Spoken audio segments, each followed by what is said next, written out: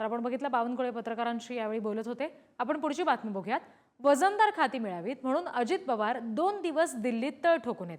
अजितदादांकडून सध्या अर्थ खातं, सहकार खातं, ग्रामविकास खातं, गृहनिर्माण खातं, महिला आणि बाल कल्याण खात्यांची मागणी करण्यात आली आहे। उपमुख्यमंत्री पदासोबतच मोठी खाती पदरात पडावीत यासाठी अजित पवार आग्रही आहेत आणि अमित शहांची भेट घेऊनच महाराष्ट्रामध्ये परत येण्याचा अजितदादांचा निर्णय आहे। मोठ्या खात्यासाठी अजित पवार अमित शहांसोबत वाटाघाटी करणार असं कळतंय। अमित भाईंच्याच भेटीसाठी आले होते अशातला का भाग नाही, पण शक्य असेल आणि झाली तर भेट त्या ठिकाणी होऊ शकते। मलाही माहिती आहे की आज माननीय पंतप्रधान महोदय आणि अमित भाई हे चंदीगडमध्ये त्या ठिकाणी आहेत। त्यामुळे दिवसभरामध्ये काही दादांची काही खाजगी कामं असतील तर ती त्या ठिकाणी होतील, पण राजकीय चर्चेच्या निमित्ताने आम्ही संध्याकाळी पुन्हा एकदा भेटू शकतो, कारण मलाही आता पार्लमेंटमध्ये काही कामकाज आहे।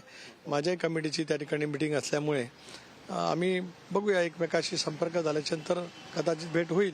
बरोबर आहे ना। आता आमचे जे आहेत प्रांताध्यक्ष आणि कार्याध्यक्ष आहेत प्रफुल्ल पटेल आणि तटकरे, हे दोघांचं अधिवेशन सुरू आहे तिथे दिल्लीमध्ये लोकसभेचं, म्हणून ते तिकडे आहेत। त्यामुळे त्यांना इकडे बोलवण्याऐवजी दादाच तिकडे गेलेले आहेत आणि मग त्यांचं अधिवेशनाचं काम संपल्यानंतर ते चर्चा करून काही ठरवत असतील।